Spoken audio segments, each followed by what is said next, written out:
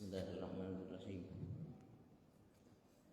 Alhamdulillahirabbil alamin. Hamdan yuwafi ni'amahu wa yukafi'u mazida salli wa sallim wa barik ala sayyidina wa nabiyyina wa habibina wa alimina wa qurrati a'yunina wa nuri qulubina Muhammad al-fatih lima aghlaq wal khatim lima sabaq nasirul haq bil haq wal hadi ila siratikal mustaqim sallallahu alaihi wa ala alihi wa sahbihi Agak qadrihi wa miqdarihi al-azim. Allahumma syukran fahman nabiyyin hifdzal mursalin aman malaikatil muqarrabin. Allahumma aghnina bil alim wa zayyinna bil halim wa akrimna bit taqwa wa jammilna bil afiyah. Allahumma rizqna ilman ladunni wal mashraba safin hani wa habi ghani subhanallah alhamdulillah wa la ilaha illallah wallahu akbar. Wa la hawla wa la quwwata illa billahil aliyyil azim. Madada kulli harfin kutiba aw yuktab abadal abidin bahdal dakhirin. Subhanaka la ilma lana illa ma 'allamtana innaka antal alimul hakim. Allahumma ya man magharibil umur kulluha bi yadihi wa ilayhi yurja'ul amru kullu ya fatahu ya alim fatahu ya alim fatana fatan qariban mubina ya fatahu ya alim ya fatahu ya alim.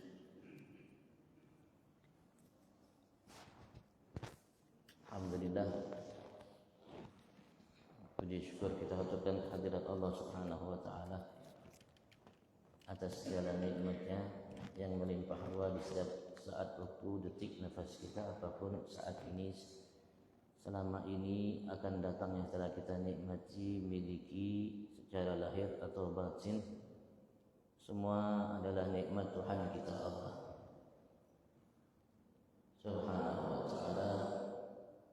Atas nikmat kembali Allah Subhanahu wa ta'ala kumpulkan kita saat ini di rumahnya sebagai tetamunya, datang setiap kita semata memenuhi seruannya, dan alhamdulillah semata taufik hidayah darinya kita bertahan untuk sedikit memahami apa yang pernah disampaikan olehnya, diwarisi oleh nabinya, disampaikan oleh pewarisnya sampai kepada kita sebagai kunci kebahagiaan, kesuksesan bagi kita lahir batin dunia akhirat.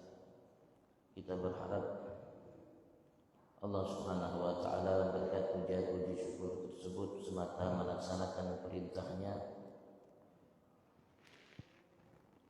yang sempurnakan segala nikmatnya kepada kita dan digolongkan kita sebagai hamba-hamba yang pandai mensyukuri segala nikmatnya sehingga kita menjadi semata hambanya. Allahumma amin.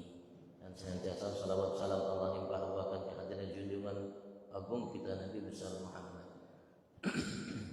yang ketika Allah Subhanahu wa ta'ala ingin tunjukkan kepada semua manusia dan semua makhluk Allah baik di alam nyata, alam tidak nyata, keagungan kemuliaan yang Allah berikan kepada Nabi Agung Muhammad. Dari sekian banyak nama-nama yang dimiliki oleh Nabi besar Muhammad, dari nama-nama yang agung, yang mulia, sampai ulama ada yang mengatakan ada 200 lebih nama Nabi besar Muhammad dan setiap nama itu memiliki kemuliaan khusus. Bahkan ada yang mengatakan Nabi Abu Muhammad memiliki 1000 nama. Ya, Nabi Abu Muhammad memiliki 1000 nama. Setiap nama itu adalah kemuliaan yang Allah berikan kepada Nabi Abu Muhammad. Tapi ketika Allah Subhanahu wa ta'ala ingin angkat dan Allah Subhanahu wa ta'ala ingin semua makhluknya mengetahui kedudukan tinggi yang Allah berikan kepada Nabi Muhammad yang belum pernah dicapai dan tidak akan pernah tercapai oleh selain Nabi besar Muhammad. Dari kalangan para nabi, rasul, malaikat dan lainnya, baik sebelum Nabi Muhammad, setelah Nabi besar Muhammad sallallahu alaihi wasallam, ternyata yang dipuji oleh Allah, yang diambil oleh Allah dari sekian nama Nabi besar Muhammad itu adalah hambanya. Allah tegaskan ketika Allah menjelaskan perjalanan Isra Nabi Muhammad, ada yang mengatakan perjalanan Isra Mi'raj langsung Nabi besar Muhammad. Allah nyatakan Bismillahirrahmanirrahim. Subhanalladzi asra bi 'abdihi lailan minal masjidil haram ila al-masjidil aqsa alladzi barakna hawlahu linuriyahu min ayatina innahu huwas samiul basir. Perjalanan yang amat sangat luar biasa yang memiliki hikmah dari dulu sampai sekarang, walaupun Al-Quran sudah tidak turun lagi, tapi makna ilmu, rahasia, hikmah, pengetahuan, asumsi yang bisa kita ambil dari Al-Quran sampai sekarang tidak pernah habis. Dan yang berjalan bersama waktu, generasi umat, baik di masa jahiliyah sampai sekarang, Al-Quran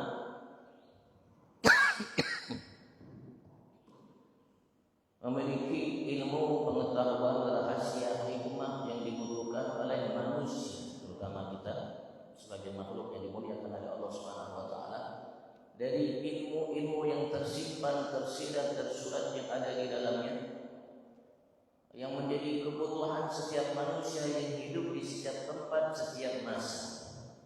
Semakin berkembang ilmu, pengetahuan, pola pikir mereka, kemajuan yang mereka bisa capai, maka Al-Quran pun melejit, memenuhi kebutuhan manusia yang hidup di masa yang berkembang itu dengan pengetahuan yang begitu amat sangat luas. Maka Al-Quran pun bisa mengcounter apa yang mereka butuhkan, agar pengetahuan yang luas yang mereka miliki itu tetap terjaga, terpelihara, untuk tidak tersesat kanan atau kiri. Sehingga manusia yang hidup di masa itu bisa menjadi manusia yang ihdinas siratal mustaqim, siratal ladzina an'amta 'alaihim ghairil maghdubi 'alaihim waladdallin, dalam menjalankan ikrarnya, memenuhi janjinya kepada Tuhannya Allah setiap rakaatnya. Karena ia berjanji di hadapan Allah, berikrar terhadap Tuhannya Allah, sadar kita tidak sadar manusia yang hidup di masa Nabi Agung Muhammad sampai sekarang sampai akan datang, kita berikrar di hadapan Allah dalam ibadat yang dijadikan tiang agama Allah. Iyyaka na'budu wa iyyaka nasta'in. Kita ikrar di hadapan Allah, janji di hadapan Allah, diarahkan ikrar itu oleh Allah, janji itu oleh Allah terhadap kita umat Nabi Agung Muhammad, yang diistimewakan oleh Allah perintah salat dari umat-umat sebelum kita, dari umat Nabi Adam sampai umat Nabi Isa, yang Allah perintahkan mereka salat.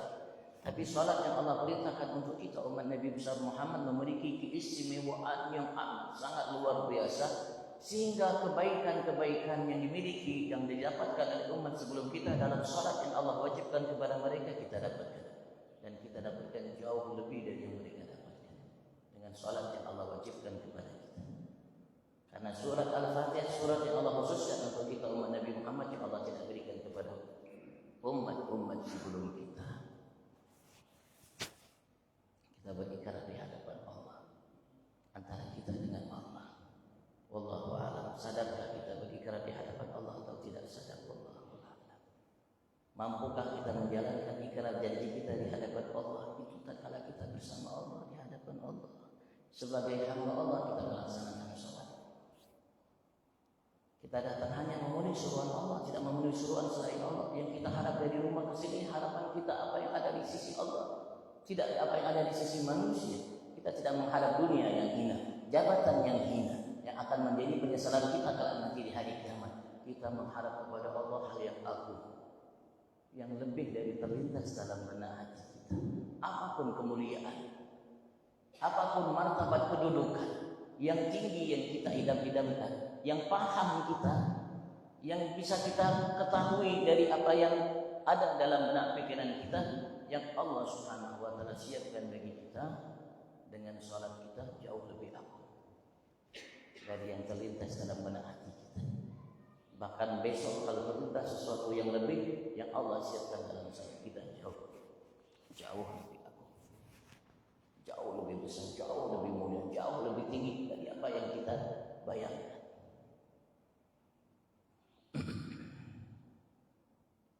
Tapi semua itu perlu perhatian dari kita, dan Allah pilih, dan usaha yang keras dari kita. Allah pilih dari sekian nama Nabi Agung Muhammad yang mana itu hati. Dalam perjalanan Allah menyatakan Subhanallah, Maha suci Allah, perjalanan yang amat sangat hebat, luar biasa, yang belum pernah dialami oleh satu manusia dan satu malaikat pun, bahkan dan semua selain mereka dari makhluk yang diciptakan Allah. Hanya untuk satu yang dikasihi oleh Allah, dicintai oleh Allah, yang mendapatkan kelebihan kedudukan tinggi di sisi Allah, makhluk termulia dari sekian makhluk yang diciptakan oleh Allah, Nabi Agung Muhammad. Allah pilih kalimat subhanalladzi asra bi abdihi. Dari sekian nama Nabi Muhammad yang agung, kekasihnya, nabinya, rasulnya, pilihannya dan lain sebagainya, itu ternyata Allah Subhanahu wa taala pilih kalimat abdihi, hambanya Allah. Begitu juga ketika Allah Subhanahu wa taala Ia jelaskan dalam surat yang lainnya tentang kemuliaan yang Allah berikan kepada Nabi Agung Muhammad yang tidak diberikan oleh Allah kepada selainnya dari makhluknya, tidak para nabi, tidak para rasul, dan tidak para malaikat. Allah Subhanahu wa taala dalam perjalanan Mi'raj yang amat sangat luar biasa itu, Allah Subhanahu wa taala tatkala menegaskan perjalanan itu, Allah pun kembali memilih dari sekian nama Nabi Muhammad yang banyak, yang mulia-mulia itu. Bahkan Allah Subhanahu wa taala tidak sedikit memberikan nama-nama Allah untuk Nabi Agung Muhammad. Allah beri nama Allah untuk Nabi Muhammad. Bukan satu, bukan dua, bukan tiga, bukan empat, bukan lima, bukan enam lebih. Allah berikan nama-nama Allah untuk Nabi Agung Muhammad sallallahu alaihi wasallam. Terutama kalau kita baca maulid, kita akan mendapatkan Allah anugerahkan dua nama Allah untuk Nabi Muhammad. Biasanya kalau orang baca maulid, baca akhir surat At-Taubah, laqad ja'akum rasulun min anfusikum azizun 'alaihi ma 'anittum harisun 'alaikum bil mu'minina raufur rahim. Allah ar-Rauf, Muhammad Rauf. Allah ar-Rahim, Muhammad Rahim. Kata Allah, bukan kata saya, kata Allah. Sekali lagi, bukan kata saya, kata Allah. Bil mu'minina raufur rahim. Ayatnya jelas, tegas, kalimatnya jelas, tegas. Dalam ayat itu dua nama Allah berikan kepada Nabi Agung Muhammad. Allah ingin tegaskan, jelaskan kepada kita kemuliaan yang Allah anugerahkan kepada Nabi Muhammad. Lain al-qawi, lain al-matin, dan lain sebagainya yang Allah berikan untuk Nabi Muhammad dari nama-nama Allah Subhanahu wa taala. Maka Allah pun kembali menegaskan dalam perjalanan yang amat sangat kudus itu, karena Rasulullah melampaui alam semesta yang ada. Karena Rasulullah bukan hanya sampai ke Sidratul Muntaha, di atas Sidratul Muntaha. Kalau Sidratul Muntaha semua bisa sampai, malaikat, Nabi, Rasul bisa sampai ke situ. Tapi Rasulullah ala fawqas samawati wal arsy wal kursi ra'a maulana. Naik langit ketujuh, Sidratul Muntaha, naik ke arsy, naik ke kursinya Allah Subhanahu wa taala, melihat Tuhannya Allah. Semua alam yang diciptakan oleh Allah di bawah telapak kaki Nabi Agung Muhammad. Aras kursinya Allah, aras makhluk atau ciptaan yang diciptakan oleh Allah yang terpisah, yang semua alam semesta itu di bawah naungan arasnya Allah, dan aras jauh lebih besar dari semua yang diciptakan oleh Allah dari alam semesta itu. Ternyata Nabi Agung Muhammad di atas semua alam semesta yang ada itu, di atas arasnya Allah. Yang ilmu malaikat Nabi Rasul sampai ke Sidratul Muntaha, Nabi besar Muhammad naik ke atas. Sehingga seorang ulama besar, kurang lebih hidup 200 tahun sebelum kita, dan karya tulisnya banyak, Al-Muhaddis, seorang pakar hadis, Al-Allamah, seorang yang luar biasa ilmu pengetahuannya, Al-Syekh, seorang guru besar, Al-Muhaddis, Al-Imam, seorang imam panutan, Yusuf Yusuf bin Ismail An-Nabhani. Namanya Yusuf bin Ismail An-Nabhani, kurang lebih beliau hidup 200 tahun sebelum kita. Beliau ketika ingin memuji Nabi Muhammad sallallahu alaihi wasallam, menunjukkan kepada kita kemuliaan Nabi besar Muhammad sallallahu alaihi wasallam terhadap apa yang ia pahami dari Al-Quran dan hadis-hadis Nabi besar Muhammad, karena ia pakar hadis, muhaddis, seorang ahli hadis. Maka ia pun memulai ketika ingin memuji Nabi Muhammad, ingin memulai memuji sandal Nabi Muhammad. Ia puji sandal Nabi Muhammad untuk menunjukkan kepada kita, memberikan wawasan untuk kita umat agar kita kenal Nabi Abu Muhammad. Kemuliaan yang Allah berikan kepada kita, karena kita wajib mengenal Nabi Muhammad, wajib kenal kemuliaan Nabi Muhammad, keistimewaan yang Allah berikan kepada Nabi besar Muhammad, dan semua yang ada kaitan dengan Nabi Muhammad wajib hukumnya bagi setiap muslim muslimah dimanapun mereka tinggal. Generasi apapun mereka setelah Nabi Agung Muhammad, bahkan generasi setelah kita pun wajib untuk mengenal Nabi Muhammad. Siapa beliau, kemuliaan, keagungan, keistimewaan yang Allah berikan kepada beliau wajib umat untuk memahami dan mengetahuinya, wajib. Maka beliau mengatakan dalam syair-syair yang cukup panjang, beliau menegaskan perjalanan itu yang Allah Subhanahu wa taala anugerahkan kepada Nabi Agung Muhammad. Ala ra'si hadzal qaumi na'lu Muhammadin alat fajami'ul qaumi tahta dhilalihi. Di atas kepala alam semesta ini, alam semesta selain Allah, alam namanya aras, kursi, langit, bumi, manusia, malaikat, jin dan lain sebagainya, namanya alam. Selain Allah namanya alam. Diambil kalimat alam, diambil dari kalimat alamat, tanda, sebagai tanda bukti akan adanya Allah Subhanahu wa taala dan keagungan kebesaran Allah. Di atas digambarkan oleh beliau seakan-akan alam itu semuanya seperti kita. Yang paling tinggi dari kita kepala, yang paling tinggi dari kita kepala. Maka beliau mengatakan di atas kepala alam semesta ini, di atas alam semesta, di atas alam semesta ini, na'lu Muhammadin alat, sandal Nabi Muhammad jauh lebih tinggi. Di atas alam semesta ini, sandal Nabi Muhammad alat di atas, menginjak semua alam semesta yang ada, yang diciptakan oleh Allah Subhanahu wa taala, yang menjadi bukti akan adanya kebesaran Allah. Yang Allah perjalankan Nabi Muhammad, Allah nyatakan linuriyahu min ayatina, untuk ditunjukkan kepada Nabi Muhammad, diperlihatkan sehingga beliau melihat dengan mata kepalanya dalam kondisi jaga bangun, karena Isra Mi'raj bukan tidur, bukan mimpi, dalam kondisi jaga bangun.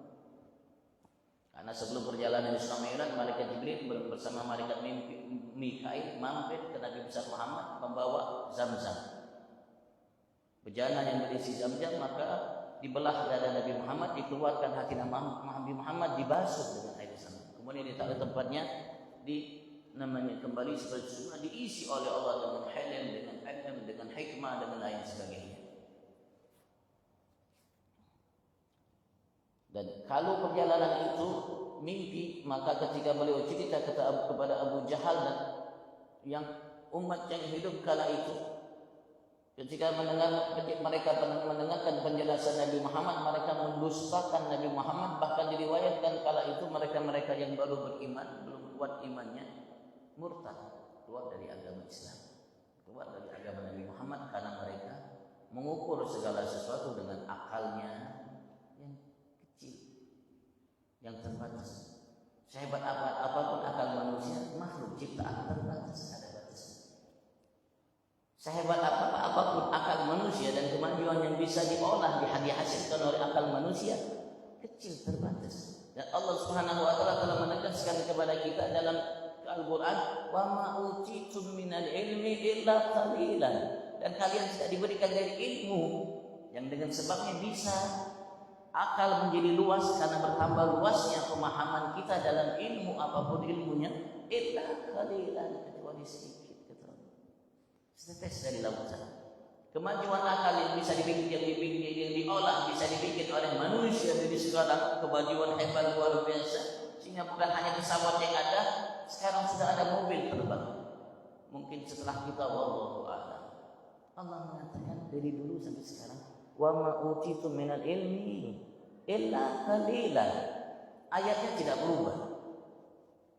Ayatnya tidak berubah dan tidak akan pernah berubah sampai kiamat. Dan kalian tidak diberikan dari ilmu kecuali qalilan, sedikit, setetes dari lautan ilmu Allah Subhanahu wa taala. Jadi karena mereka ukur dengan akal, ketika Rasulullah menegaskan tadi malam aku diisrakan ke Baitul Maqdis. Tadi malam aku diisrakan ke Baitul Maqdis. Kemudian ditanya oleh Abu Jahal, karena manusia pertama yang dijumpai oleh Nabi Muhammad Abu Jahal. Dan manusia pertama yang Rasulullah tegaskan perjalanannya bukan Isra Mi'raj, dan perjalanan Isra aja ke Baitul Maqdis. Itu adalah Abu Jahal. Ketika Abu Jahal mendengarkan Nabi Muhammad mengatakan hal itu, dan engkau sudah di pagi hari sudah ada di sini ya Muhammad, Rasulullah mengatakan iya. Karena beliau tadi bicara saya tadi malam. Dan Abu Jahal ini dikenal dengan Abul Hakam, seorang ayahnya Hakam. Hakam itu bijak karena ilmunya luas, pola pikirnya cerdas. Dan ia selalu dibawa untuk musyawarah walaupun mudah. Cuman kita umat Islam yang menjulukinya Abu Jahal. Orang-orang kufar Quraisy, orang jahiliyah menjulukinya Abul Hakam. Namanya Amr bin Hisham. Maka ketika dia mendengar Nabi Muhammad mengatakan ke Baitul Maqdis tadi malam dan sudah di pagi-pagi sudah sampai ke Mekah, dia ukur dengan akalnya yang kecil, yang terbatas itu. Maka ia merasa takjub, heran dan tidak masuk akal. Mereka tempuh perjalanan 1 bulan di sana, pulang 1 bulan, kok Muhammad mengatakan tadi malam aku diperjalankan ke sana, tadi malam pagi sudah di sini, tidak masuk akal. Sehingga ia menawarkan untuk Nabi besar Muhammad Sallallahu Alaihi Wasallam untuk dikumpulkan orang-orang yang ada di sana, dikumpulkan, panggil semua. Dan beliau mengatakan, ya Muhammad, andaikan aku kumpulkan orang-orang, apakah kau akan ceritakan apa yang tadi barusan kau ceritakan kepadaku? Iya, kan Nabi besar Muhammad. Kumpulkan oleh Abu Jahal orang. Diceritakan oleh Nabi Abu Muhammad Sallallahu Alaihi Wasallam bahwasanya tadi malam beliau diperjalankan oleh Allah ke Masjidil Aqsa. Maka ada yang bersiul, ada yang mengambil tanah nama yang dihambur ke akalnya, ada yang begini dan lain sebagainya. Dan yang tipis imannya murtad.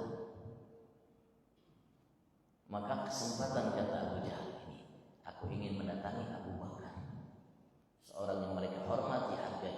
Karena mereka hargai, hormati karena Abu Jahal punya duit, orang kaya, jadi dihormati. Yang dekat dengan Nabi besar Muhammad, yang begitu luar biasa terhadap Nabi Muhammad. Maka ia mengatakan, ya Abu Bakar, tadi temanmu Muhammad mengatakan ia diperjalankan ke Masjidil Haram, ke Masjidil Aqsa. Apakah engkau mau percayanya? Beliau bertanya, apakah beliau mengatakannya? Muhammad mengatakannya? Dia mengatakan iya. Kalau Muhammad mengatakannya, aku percaya. Bahkan aku percaya atas hal yang datang dari langit dalam sekejap. Bukan hanya ke Masjidil Aqsa, dari langit sekejap.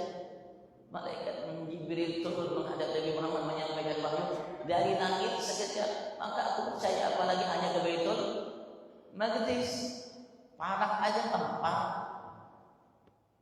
Maka saat itu beliau dijuluki As-Siddiq. Jadi agama ini dan hal-hal yang ada dalam agama ini, begitu juga Al-Quran itu lebih dari akal kita. Agama bukan dibikin oleh Allah atas dasar akal. Akal terbatas, tipis, kecil. Walaupun kita merasa pengetahuan yang ada hebat, luar biasa, itu yang kita rasakan, perasaan kita. Tapi bagi Allah kecil. Wa ma utitu minal ilmi illa jalilan. Dan Allah cerita kepada kita dalam Al-Quran hal-hal yang banyak yang tidak masuk akal. Dan mukjizat para Nabi Rasul itu semua tidak masuk akal. Bukan Allah cerita ketika Nabi Musa dan umatnya terdesak ketika dikejar mereka lagi dari Fir'aun, dikejar oleh Fir'aun sudah di belakang dengan bala tentaranya dengan senjata dan lainnya, di hadapan mereka lalu merah. Apa kata umat Musa? Ya Musa, inna lamudrak. Ya Musa, sesungguhnya kita pasti akan kena habis. Di belakang depan kita namanya lautan, di belakang kita Fir'aun habis sudah kita, yang sudah kita sengsara selama ini, hari ini akan jauh lebih sengsara karena kita telah membuat murka Fir'aun Tuhan. Apa kata Nabi Musa dengan teguh keimanan kepada Tuhan ya Allah? Kalla, sama sekali tidak akan mungkin hal itu terjadi. Inna ma'aya rabbi sayahdi. Sesungguhnya bersamaku Tuhanku Allah, ia akan memberikan petunjuk kepadaku bagaimana kita lolos dari Fir'aun. Apa kata Allah? Ya Musa, idrib bi asakal bahra. Ya Musa, pukulkan dengan tongkatmu yang halus itu ke laut. Pukul tongkat ke laut. Kira-kira masuk akal? Ini perintah dari Allah Subhanahu wa taala. Kira-kira Allah perintahkan hal yang tidak masuk akal? Kira-kira masuk akal enggak? Antum ke Sungai Mahakam, disuruh pukulkan dengan tongkat Sungai Mahakam. Jadi apa kira-kira Sungai Mahakam? Tongkat halus kecil, bukan tongkat ganal kayak tiang ini bang yang di atas. Tidak, kecil, halus, terbikin dari kayu, pohon batang. Namanya Nabi Musa yakin karena segala sesuatu memang bukan atas dasar akal, maka ia pukul dengan tongkatnya lautan. Fanfalaq, maka terbelahlah lautan. Tongkat bisa belah lautan, kira-kira ada tak tongkat itu? Pasti kalau dijual akan beli. Walaupun harganya tongkat 1 miliar pasti akan beli. Yang punya duit atau bahkan 10 miliar. Karena tongkat bisa pukul lautan, terbelah lautan. Dan terbelah lautan kata Allah, fakana qattawdil azim. Fakana kullu firqin qattawdil azim. Kalimatnya ayatnya jelas. Maka sungguh setiap belahan itu bagaikan qaudil azim, gunung yang agung yang besar. Karena bukan satu belahan, bukan satu jalan, misalnya terbelah laut itu terbelah satu besar laut, air itu ke atas. Ini kosong dari air, dan di bawahnya dasarnya itu kering tidak basah. Dasarnya itu kering tidak basah. Barusan Allah suruh pikir namanya kumpulkan tongkat, tiba-tiba terbelah, dan setiap belahan wakul firqin, setiap belahan kata Allah seperti gunung yang agung. Bukan satu belahan, 12 belahan, 12 gunung agung, gunung yang besar, 12. Karena Bani Israel 12 suku. Mereka adalah keturunan Nabi Allah Yusuf dan saudara-saudaranya. Itu Bani Israel. Tongkat yang halus bisa membelah 12 belahan laut yang besar kayak gunung. Seperti ini belahan ini. Nih, kita di dalamnya kosong. Dasarnya itu kering, tidak basah. Kalau basah kan repot jalan. Kayak di lumpur. Secara akal pasti bang, tidak basah. Dan mereka lari dengan nyaman. Kira-kira masuk akal? Tidak masuk akal. Kalau kita cerita dalam Al-Quran, semua mukjizat yang ada pada Nabi Yusuf tidak masuk akal. Nabi Muhammad diminta oleh Abu Jahal dan teman-temannya untuk membelah bulan. Kira-kira permintaan masuk akal untuk membelah bulan? Belum pernah terjadi dari masa Nabi Adam sampai Nabi Isa seorang Nabi Yusuf membelah bulan. Tapi mereka karena ingin mengingkari Nabi Muhammad, mereka cari celah yang Nabi Muhammad tidak mampu untuk melakukannya. Ya, mau pakai apa bulan-bulan? Tangganya pakai tangga apa untuk sampai ke bulan? Manusia, wallahu alam betul atau tidak betul? Dikisahkan sampai ke bulan, wallahu alam betul atau tidak betul.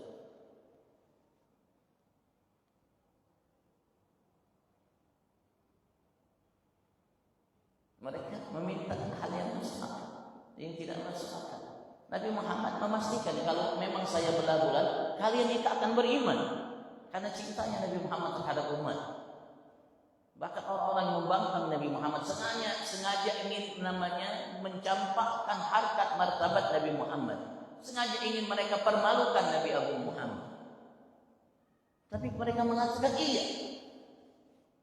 Ketika Rasulullah melihat kesungguhan mereka, barangkali ada hidayat buat mereka, maka Rasulullah pun memohon kepada Tuhannya Allah dan dibelah bulan itu oleh Nabi Muhammad.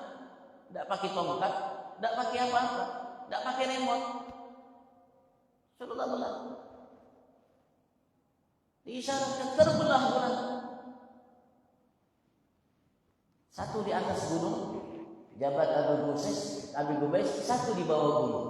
Bukan terbelahnya dikit begini, enggak. Satu di atas gunung, satu belahan di bawah, arah posisinya di bawah gunung. Mereka tidak percaya. Sampai mereka bertanya kepada orang yang di luar, datang dari luar tempat jauh, mereka bertanya apakah malam hari itu, malam ini mereka sebutkan malamnya kalian melihat bulan terbelah. Mereka semua mengatakan iya, kami melihat bulan terbelah. Bukan hanya yang ada di kota Mekah melihat. Bahkan ada riwayat mereka mengutus orang-orang Mekah pergi ke Basra, pergi ke Romawi, pergi ke Persia, pergi ke tempat-tempat yang jauh untuk bertanya kepada mereka, apakah mereka melihat bulan terbelah? Apakah hanya mereka yang melihat? Ditipu oleh Nabi Muhammad seperti sihir, tipuan, ditipu oleh Nabi Muhammad sehingga mereka melihat yang bukan hakiki, yang bukan sebenarnya. Tapi ternyata yang datang dari Romawi, datang dari Persia, dari segala penjuru yang jauh, ketika datang mereka mengatakan iya, mereka semua menyatakan melihat bulan terbelah. Kira-kira masuk akal? Tidak masuk akal. Rasulullah ketika bersama Rukana berdoa. Rukana itu bulat tangguh. Rukana itu pegulat yang tangguh. Kalau Rukana injak, kita punya ambal ini, injak punya ambal dengan kaki satu, kita semua narik itu tidak bergeser hambar walaupun sedikit. Kuatnya Rukana, ada kan manusia sekuat itu sekarang? Tidak bergeser sedikit pun itu ambal. Kalau kita tarik bersama-sama tidak bergeser sedikit pun itu ambal. Kalau tidak robek. Itu saking kuatnya Rukana. Ketika beliau Nabi Muhammad bersama Rukana agak jauh pinggiran kota Mekah dan hanya berdua, Rasulullah ingin Allah berikan hidayah kepada Rukana. Maka Rasulullah SAW tahu dia ini pegulat. Rasulullah bukan pegulat. Rasulullah tidak pernah kelahi, tidak pernah belajar gulat. Dia tidak pernah belajar gulat. Bukan dari awal, dari kanak-kanak tukang kelahi, tidak pernah kelahi. Karena Rasul tidak pernah balas gangguan orang dengan gangguan. Ya Rukana, kaifa bika idza saratuka, disebutkan dalam kitab-kitab sejarah. Kalau bisa kita beli kitab sejarah Ibn Katsir atau lain sebagainya, kita lihat ada mukjizat yang Allah berikan kepada Nabi Muhammad, kelebihan Nabi Muhammad dan menunjukkan kekuatan yang dimiliki oleh Nabi besar Muhammad. Wahai Rukana, bagaimana engkau andaikan aku kalahkan engkau bergulat, apakah kau mau beriman denganku? Rukana, bahasa kita tak kacau sih. Muhammad menantang bulan. Muhammad menantang bulan. Karena Rukana tahu siapa Muhammad sallallahu alaihi wasallam. Dikagetkan dengan pertanyaan itu.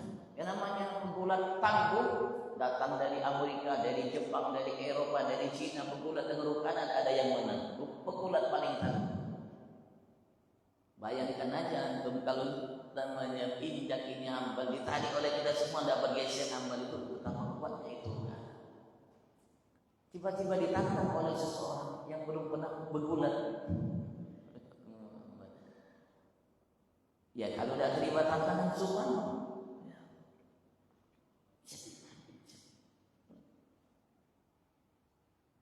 Dijatuhkan Rukana, jatuh. Rukana terkejut. Mungkin mimpi kayaknya salah. Nabi Muhammad melihat dia terheran, terkejut dengan kenyataan yang ada. Oh ya Rukana, Ayo ulangi wahai Rukana. Ya mungkin ya, merasa diulangi kembali. Ambil posisi tiba-tiba kembali dijatuhkan Rukana. Tanpa terkejut beliau. Ini mimpi kok saya dikalahkan begitu mudah oleh Muhammad. Sampai 3 kali diulangi oleh Nabi Muhammad. Oh dia Rukana. 3 kali dikalahkan lagi oleh Nabi Muhammad. Sudah tidak bisa ngomong Rukana. Terkejut amat sangat luar biasa. Tapi tidak malu. Kenapa berduaan aja? Lagu di depan orang malu sih. Berduaan aja. Ketika Rasulullah melihat Rukana terkejut. Ya Rukana. Karena mungkin masih belum menerima Nabi Agung Muhammad. Bagaimana kalau aku panggil pohon itu? Lebih terkejut Rasulullah ngomong pada Rukana, bagaimana wahai Rukana kalau aku panggil pohon itu? Manggil pohon? Kira-kira masuk akal? Manggil pohon, kalau manggil kucing mungkin, atau manggil binatang yang masih punya akal ya mungkin. Ini panggil pohon. Nah, Rukana yang dipanggil oleh Nabi Muhammad, ta'al ya syajar, kemari wahai pohon. Bergerak pohon kanan, kiri, kanan, sampai naik akarnya, berjalan pohon. Coba kalau kita lihat begitu, siup kami.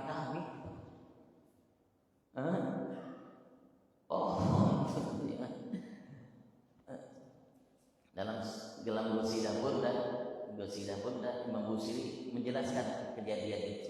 Mujizat ja'at bi da'watil asyaru sajidatan tamshi ilaihi ala saqin bila qadami ka'annama satran lima katabat furuha min badi'il khatti fil lajani. Berjalan menunduk di hadapan Nabi Muhammad. Menunduk di hadapan Nabi Muhammad. Kerja kembali masuk. Tapi karena belum beriman saat itu, belum beriman beliau saat itu.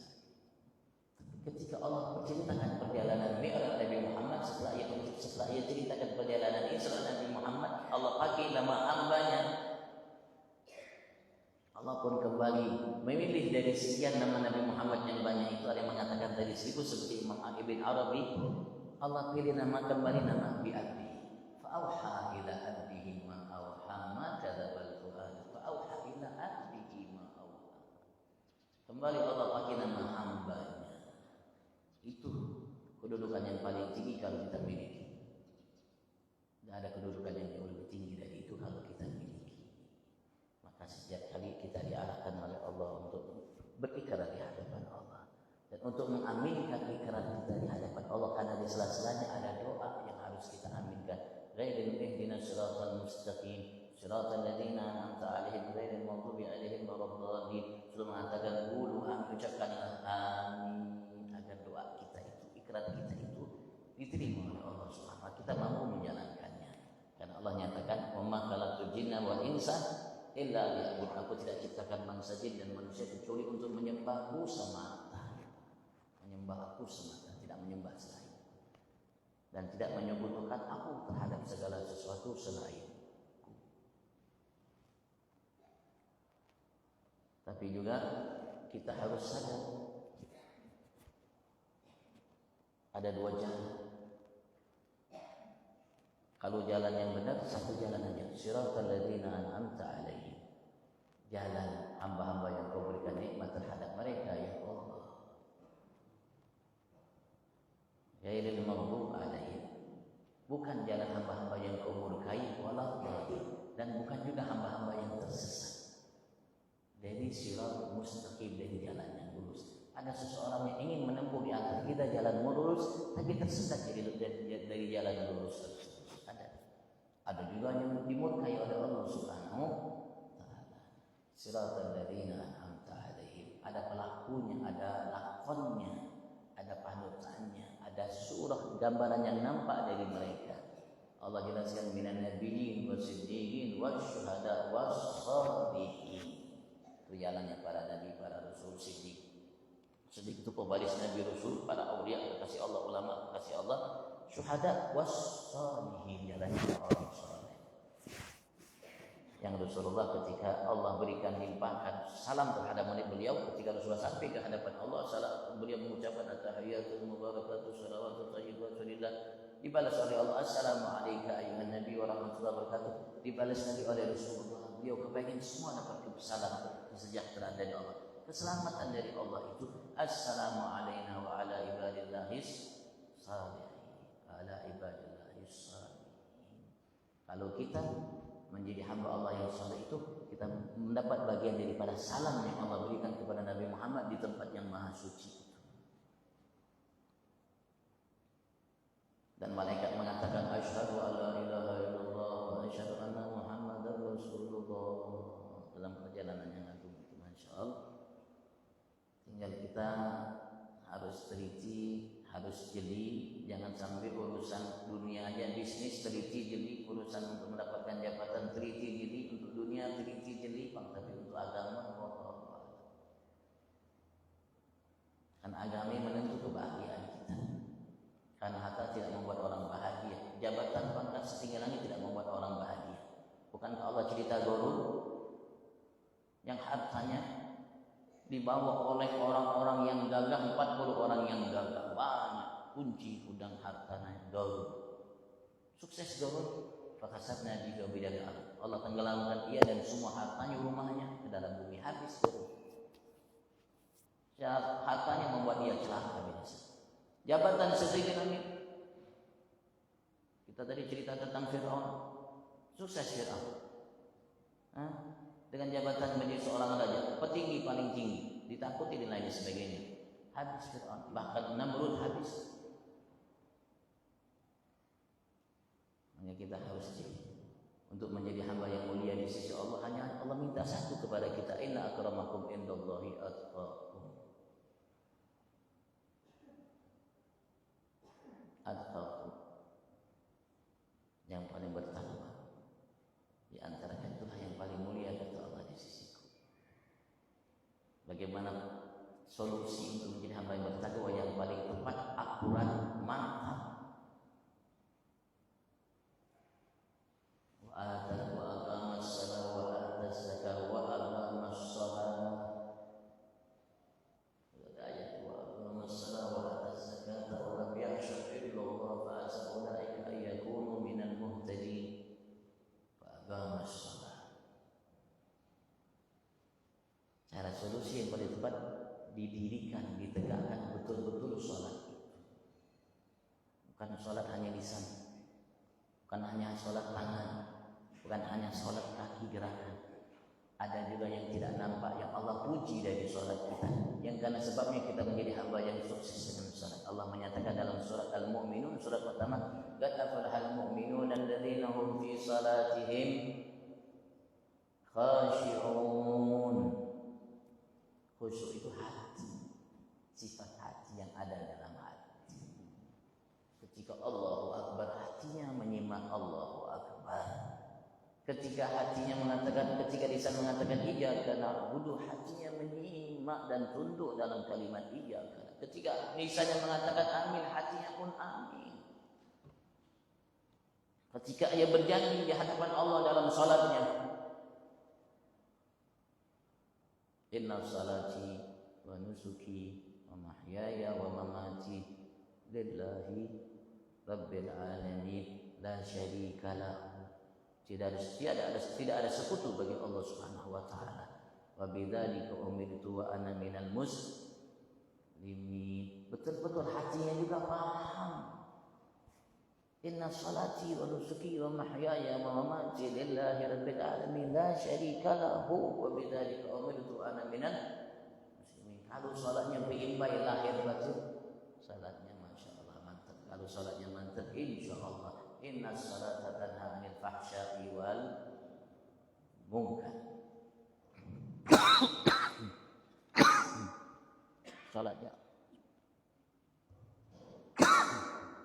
Salatnya mantap, maka semua perbuatan keji mungkar, mata, telinga, lisan, hati, ucapan, perbuatan, keyakinan, muamalah antara ia dengan Allah sesamanya akan akan semua terkikis darinya. Sehingga jadi hamba yang baik bersih. Ketika ia menjadi hamba Allah yang baik bersih, baru tersentuh dengan Al-Quran. La yamassuhu illal mutahhar.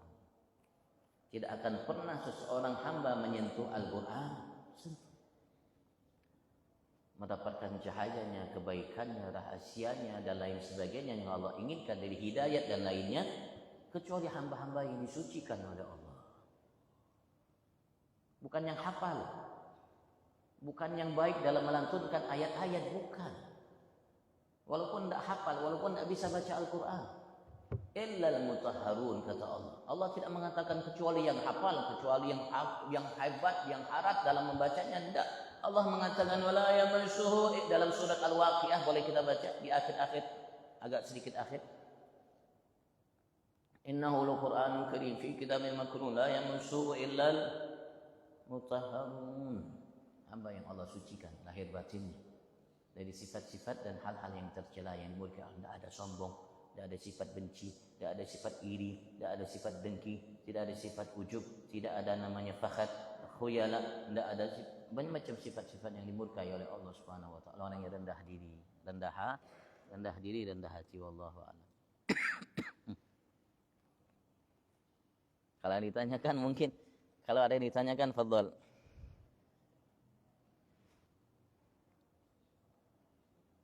Insyaallah saya akan baca kitab ini ya. Namanya Qul Hadihi Sabili, karya Profesor Dr. Al-Muhaddis ahli hadis Sayyid Muhammad bin Alawi bin Abbas Al-Maliki. Habis baterainya habis. Insyaallah kitab Qul Hadihi Sabili ini, katakanlah inilah jalanku. Karena kita harus konsekuen jalan. Jangan menyimpang, jangan nganan ngiri, ngalor ngidur, jangan. Insyaallah kita akan baca kitab ini karya Profesor Dr. Al-Muhaddis ahli hadis Sayyid Abuya Muhammad bin Alawi bin Abbas Al-Maliki. Insyaallah kalau saya ngisi saya akan baca kitab ini insyaallah. Wallahu a'lam. Mungkin kalau ada yang ditanyakan, fadhal.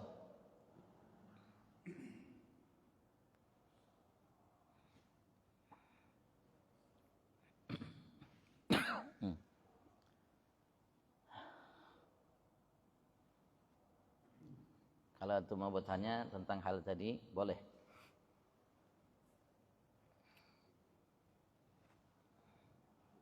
Kekurangan kita yang banyak. Kalau Allah tidak ada kekurangan dari Allah, cuman kita kurang. Assalamualaikum warahmatullahi wabarakatuh.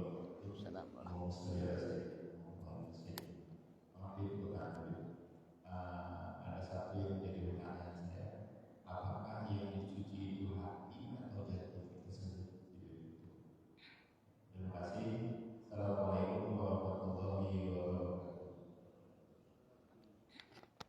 Sama aja kah? Tadi pakai wireless baterainya habis. Oh ini ya. Ini pakai kabel. Hati bukan jantung ya. Karena jantung itu tidak ada chipnya.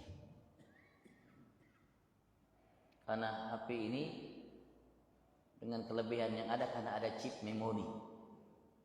Kalau jantung tidak ada memori itu hati. Tapi bukan hati bentuk itu bukan. Yang tersimpan di dalam seperti HP ini bukan HP tapi memori yang ada di dalamnya. Itu yang dibersihkan. Rasulullah dibersihkan 4 kali. Dari semenjak umurnya itu 4 tahun.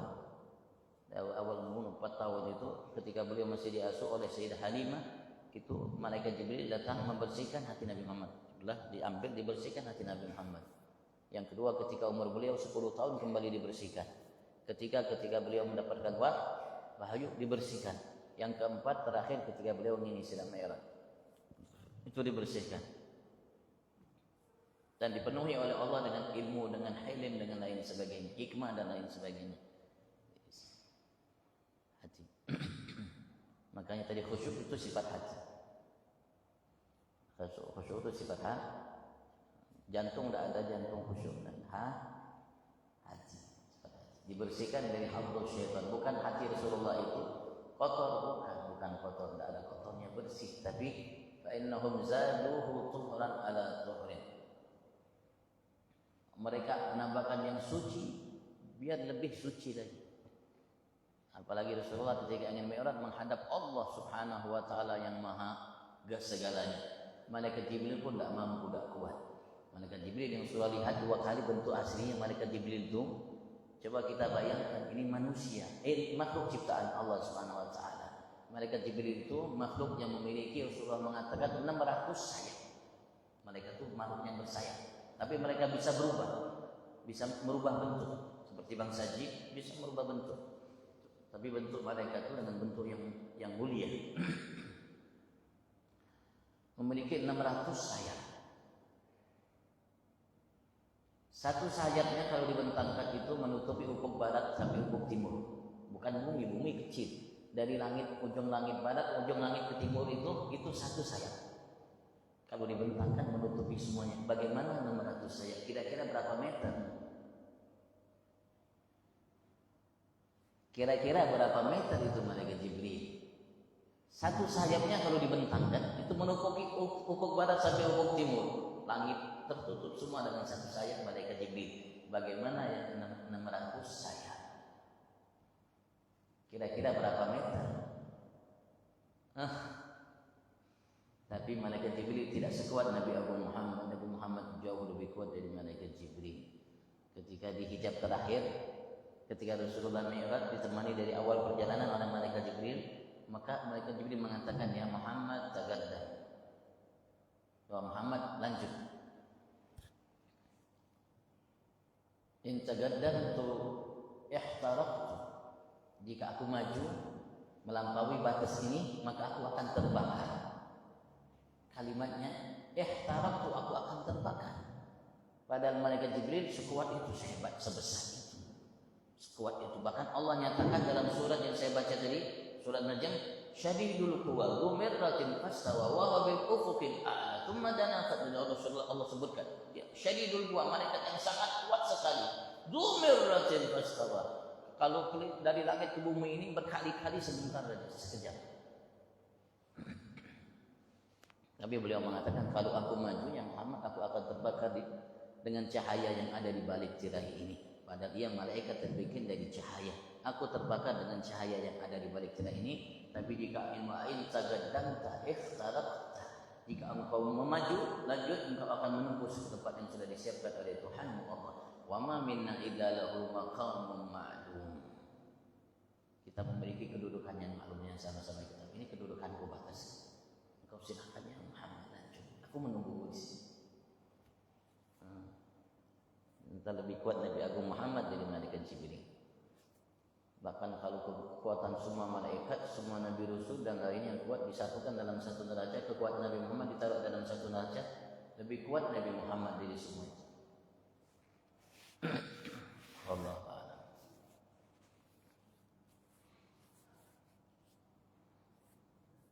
Tak masuk akal.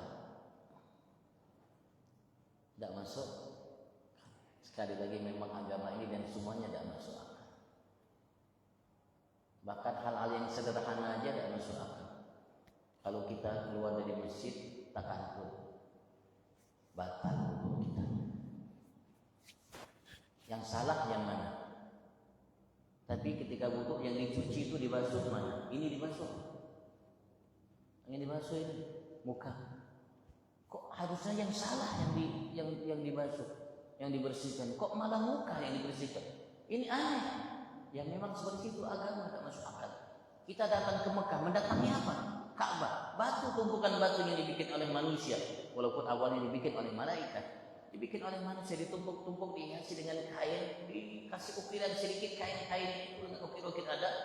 Suruh manusia dari berbagai macam penjuru yang beriman mendatangi keliling. Masuk akal? Syirik. Kan batu disuruh kelilingi 7 kali lagi harus kelilingnya, harus begini, harus begini kelilingnya. Masuk akal? Masuk akal. Jadi syirik. Jadi kalau tidak masuk akal, kita harus tahu bahwa agama ini bukan dibikin atas dasar akal. Allah yang menetapkannya. Di luar akal kemampuan manusia, tinggal akal kita gunakan dengan baik, diiringi keimanan kita kepada Allah, disatukan, disinkronkan, dikoordinasikan, insya Allah akan dapat jawaban yang benar. Tapi kalau tidak, ya Abu Jahal itu bukan hanya dulu, sekarang pun banyak Abu Jahal, dan di masa akan datang juga banyak Abu Jahal. Selagi ada Al-Quran, Fir'aun ada, Namrud ada, Qarun ada, Abu Jahal ada, dan semua ada. Semua. Dan yang berlaku dari masa Nabi Adam sampai sekarang sama. Cuma lakon yang berbeda, waktunya berbeda, kondisinya berbeda. Ini sama. Tetap Allah, inna akramakum indallahi atqakum dari Nabi Adam sampai sekarang sama itu juga. Walaupun ada sedikit mungkin perbaikan, pembenahan karena hal-hal yang lalu tidak bisa dipakai lagi. Kitab-kitab suci yang pernah ada, yang 114 ada mengatakan 124 atau lain sebagainya itu tidak bisa dipakai lagi. Kadaluarsa, tidak layak pakai, sudah habis masanya. Tapi untuk kitab suci Al-Quran dari masa jahiliyah sampai sekarang, sampai hari kiamat tidak pernah kadaluarsa. Hak pakai seterusnya sampai kiamat. Kalau ingin mendapatkan petunjuk dari Allah Subhanahu wa taala. Begitu juga hadis-hadis Nabi Muhammad layak pakai dari masa jahiliyah sampai sekarang, sampai akan datang layak pakai. Semakin luas pengetahuan manusia, semakin luas dia akan dapatkan yang tertera, yang tersirat, tersurat dalam Al-Quran dan hadis-hadis Nabi Abu Muhammad sallallahu alaihi wasallam. Cuman kita aja yang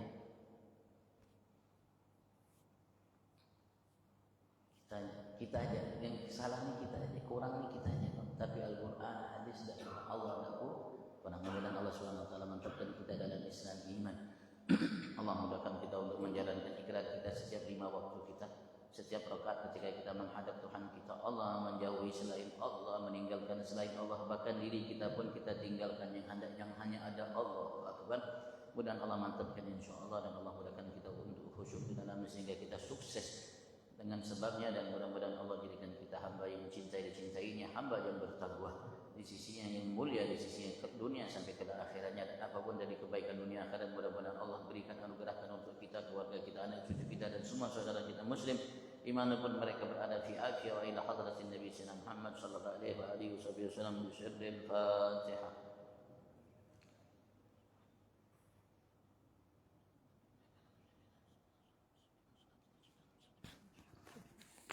Taqabbalallahu minkum wa la'akum minkum. Assalamualaikum warahmatullahi wabarakatuh.